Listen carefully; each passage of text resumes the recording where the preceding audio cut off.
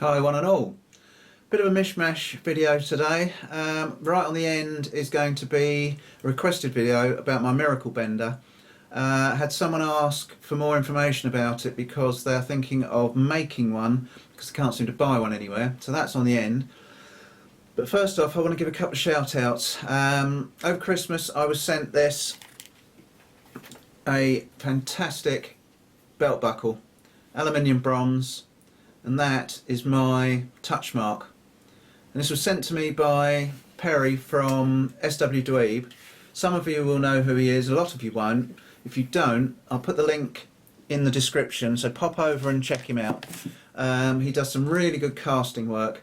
Unlike a lot of these people who just pour molten metal into a sort of a mould and then spend the next 5 hours grinding it into what they wanted, he prints out a really nice pattern, makes sure the pattern's smooth, perfect, sets it all up properly, shows you how to do it, explains why he's doing it, cutting all the gates and all the rest of it. I don't understand it, but if you're into that sort of thing, he's really good at explaining it. So check him out, and thank you very much, Perry. Really appreciate it. It was very unexpected, but it's really appreciated, and I wear it all the time. So that's one thing. Secondly, Robin Sharples from Ambles Online. Now, he watched my horse head build video. Again, if you haven't seen it, I'll put the link somewhere so you can go and have a look, and saw how I was struggling, so he sent me some of these, a couple of dollies. Now they're the sort of things panel beaters use, and he thought they might be useful because I was struggling so much, and they really are going to be very, very useful. So thanks, Robin. Much appreciated. And he specialises in anvils. They, as the description says, Ambles Online, and they specialise in selling them to the States, Canada, Australia, anywhere. So if you're short of an anvil, struggling to get one, check him out, because they not only do anvils but they do all sorts of other things as well. I think I've seen fly presses, and they do some of these. I think they may have still some of these left.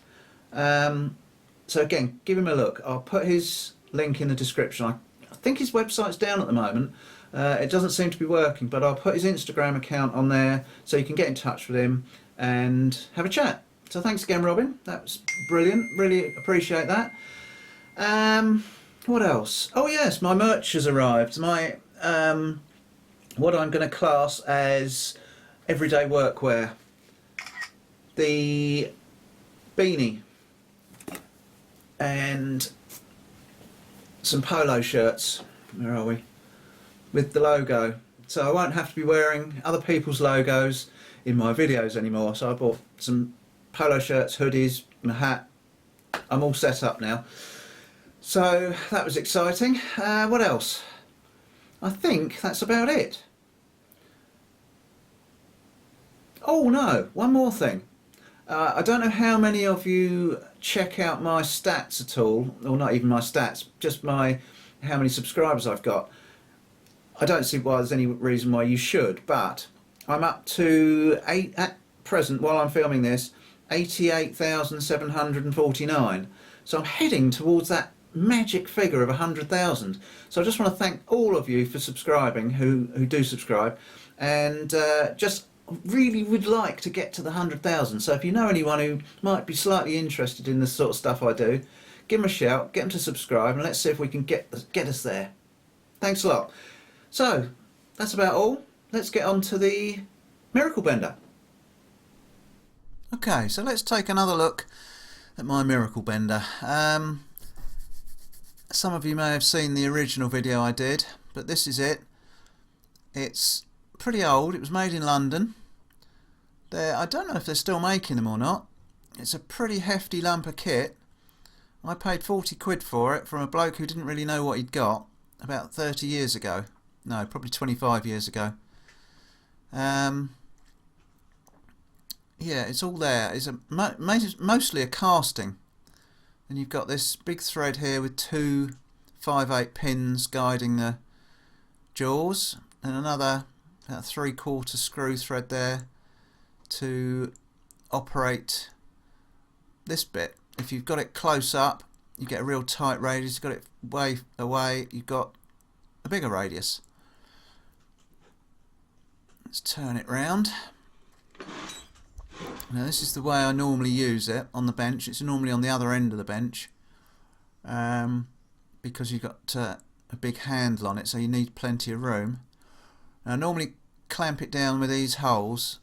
I just put these whacking great clamps that I found on the railway years ago. They are monster.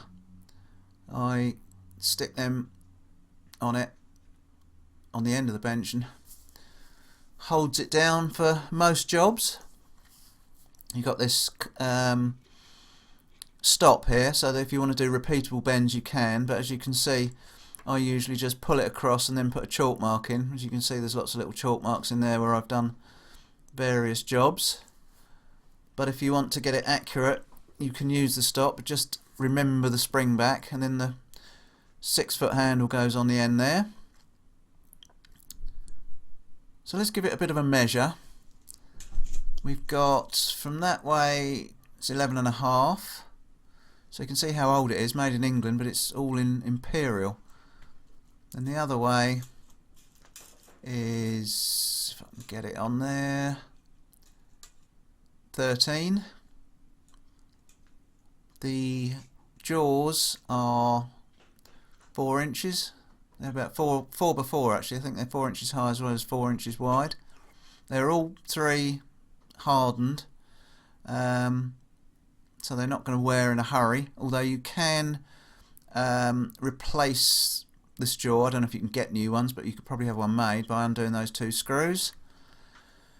What else? Let's have a look. The centre pin, if you can see there, 1 3/8, bang smack in the middle. Centre of it goes right up the edge of that jaw, the fixed jaw, and runs right the way down through here, which I've just oiled, right into the base.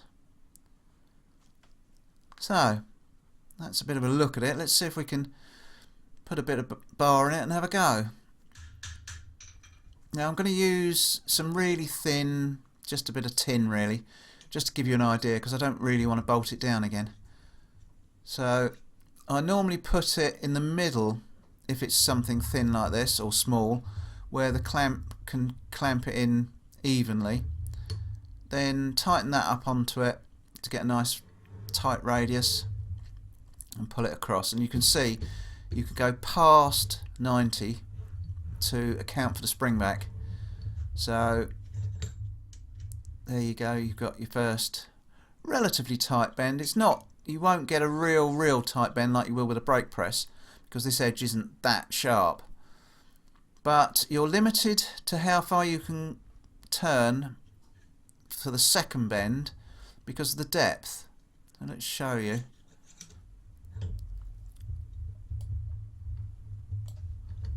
If I can get this done up. You see, that's touching, it won't go. So you can only go that far unless you have you want a deeper return. If it's really narrow you can get it past here, but that depth is, let's have a little measure, what's that, about 2 1/4, about that. So you really need that as your return.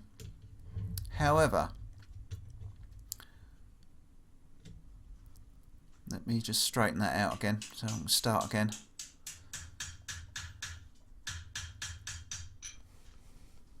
Right, start with it straight again.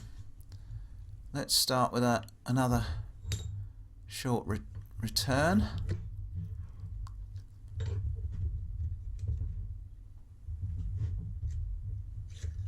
If you want to do it that way, go back the other way, what you can do, because that's in your way, open it right up, cut yourself a little block. Doesn't matter what it is, it can be bigger than that, as long as it fits in that hole. Let's tighten that up in there first, and then you tighten that jaw onto it, making sure that your block is right up against that edge, and you can pull it round. obviously don't drop the block, but you get the idea. You know, there's ways and means of getting around it if you want to make some odd shapes. I make slip rail holders with this, and they obviously a bit of 4x2, and these are 4 inches wide, so I use the whole width to get the return. And you do, the easiest way is to do one end or one bend on each end first, and then do the middle two. But it's one of those things. It's limited to your own imagination. You've got to think about the sequence in which you do things. Like there, you see you're stuck. You can't do it. To get your slip rail, if you were doing like a slip rail holder, you'd need to figure that out. So you hold the short piece and pull the rest of it round. So you need to do those. You get the short bits first. But it's all, if you think about it, if you get an old piece of wire and just bend it by hand with a pair of pliers first, just to see exactly what you need to do, and then you can do it with the aid of blocks, big ones, little ones, you know, all sorts of different shapes. You have to think about these things. These tools aren't, you know, if you just want to bend a 90-degree bend, then that's fine, it's a piece of cake. But if you want to do complex bends, you have to think about it. So there it is. That's the bender. Hope that's helped. And if you want to make one, go ahead.